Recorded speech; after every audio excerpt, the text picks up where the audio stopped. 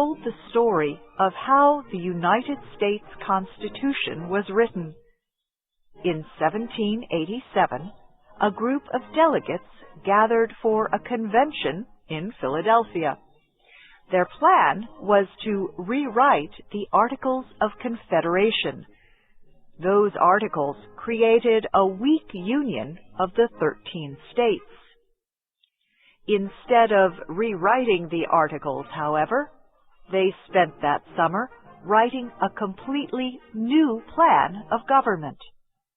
On September 17th, after 4 months of often bitter debate, the delegates finally signed the new document. Now, they had to get at least 9 of the 13 states to approve it. Today, Kay Gallant and Harry Monroe tell the story of ratifying the Constitution. Delegates to the Philadelphia Convention had met in secret. They wanted to be able to debate proposals and change their minds without worrying about public reaction. Now they were free to speak openly. Each had a copy of the new Constitution. Newspapers also got copies. They printed every word. Public reaction was great indeed. Arguments for and against were the same as those voiced by delegates to the convention. The Constitution would save the United States. The Constitution would create a dictator. The leaders who supported the new Constitution understood quickly that to win ratification they must speak out. So, just a few weeks after the document was signed, they began writing statements supporting the proposed Constitution. Their statements appeared first in newspapers in New York. They were called the Federalist Papers. They were printed under the name of Publius, but they were really written by 3 men: Alexander Hamilton, James Madison, and John Jay. Years later, historians said that the Federalist Papers were the greatest explanation of the Constitution ever written. But in 1787, they had little effect on public opinion. The debate over the Constitution divided Americans into 2 groups. Those who supported it were known as Federalists. Those who opposed it were known as Anti-Federalists. The Anti-Federalists were not anti-American. They were important leaders who loved their country. They were governors, heroes of the Revolutionary War, and even a future president. Yet they distrusted the idea of a strong central government. Give too much power to the president, the Congress, and the courts, they said, and citizens would no longer be free. They would lose the liberties gained in the war for independence from Britain. One anti-federalist was Patrick Henry of Virginia. James Madison called him the most dangerous enemy of the Constitution. Patrick Henry and other anti-federalists tried to create distrust and fear about the new plan of government. Farmers against city people, North against South, small states against big states. An anti-federalist newspaper in Philadelphia carried this commentary: "Citizens, you are lucky to live in Pennsylvania, where we have the best government in the world. Do not let this government be destroyed by the new Constitution. Do not let a few men men with great names, seize control of your lives. One Federalist noted that it was easier to frighten the people than to teach them. There were both Federalists and Anti-Federalists in the Continental Congress. The Congress had few powers, but it was the only central government the 13 states had at that time. It met in New York City.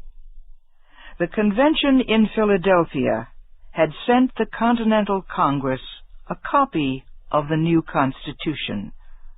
Within 8 days, the Congress agreed that each state should organize a convention to discuss ratification. One by one, the states held their conventions.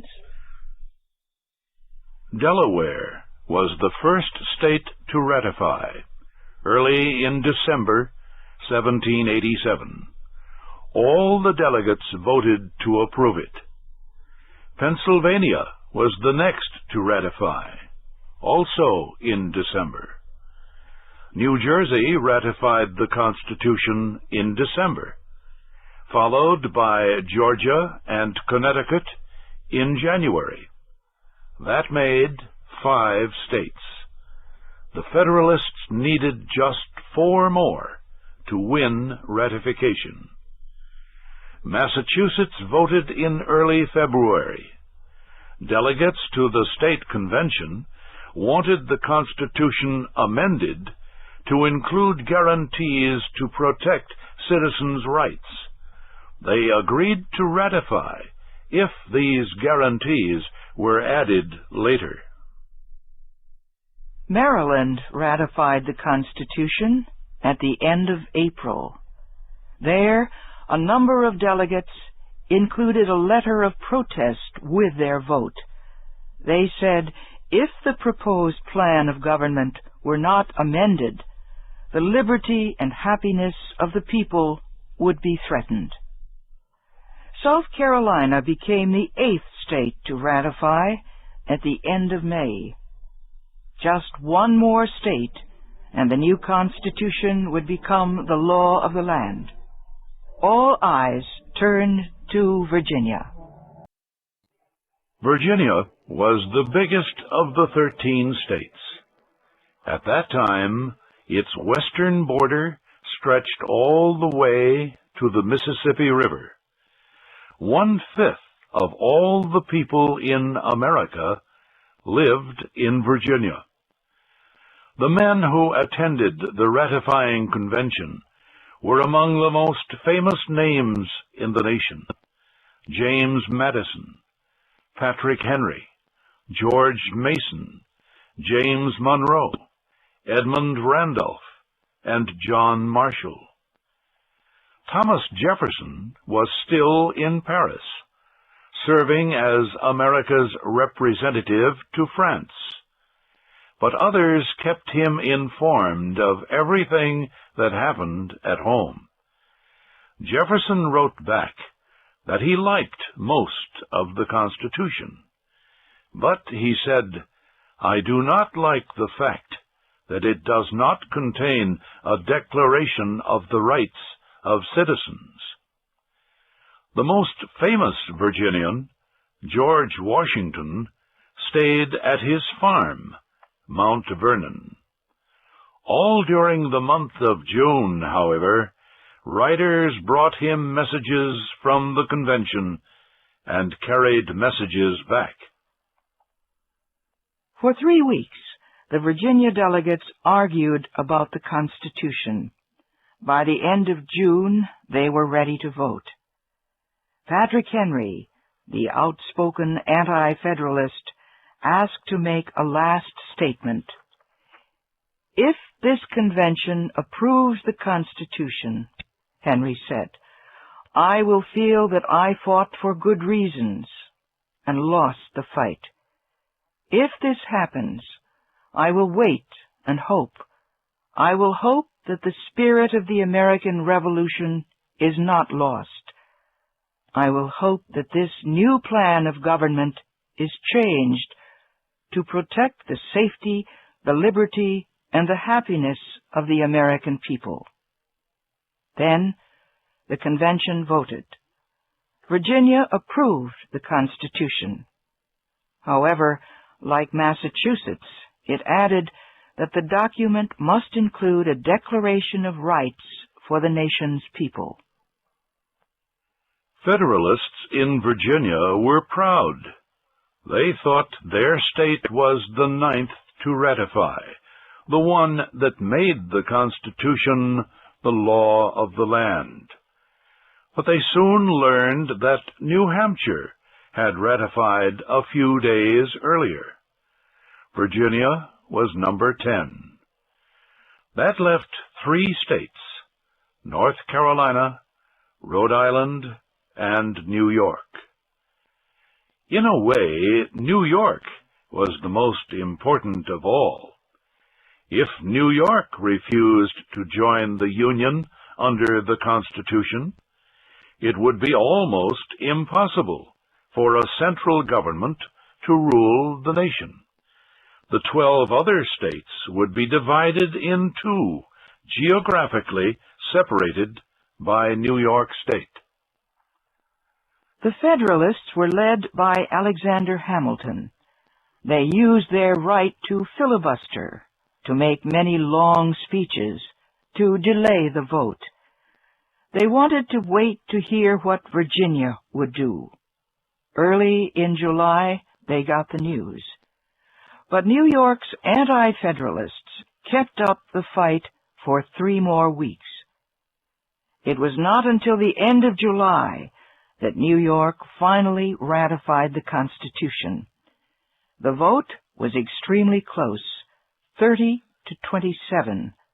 Like Massachusetts and Virginia, New York demanded a Declaration of Rights.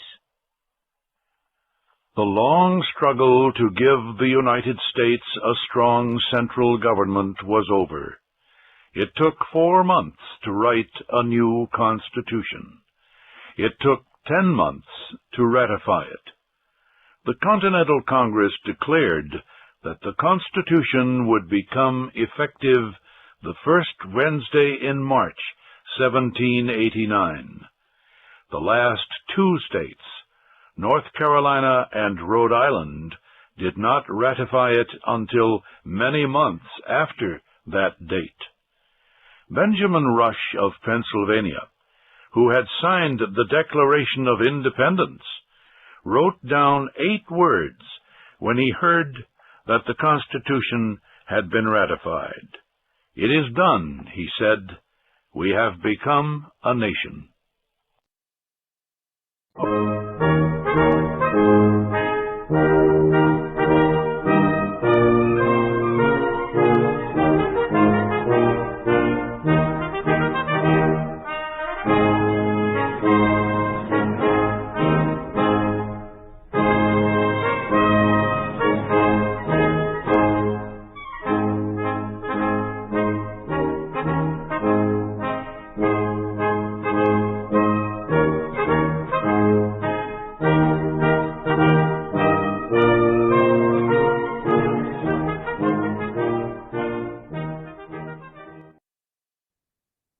Thank you for watching. Can you do me a favor? Please leave a comment in the comments section below. That would really help. Thank you, and see you again soon.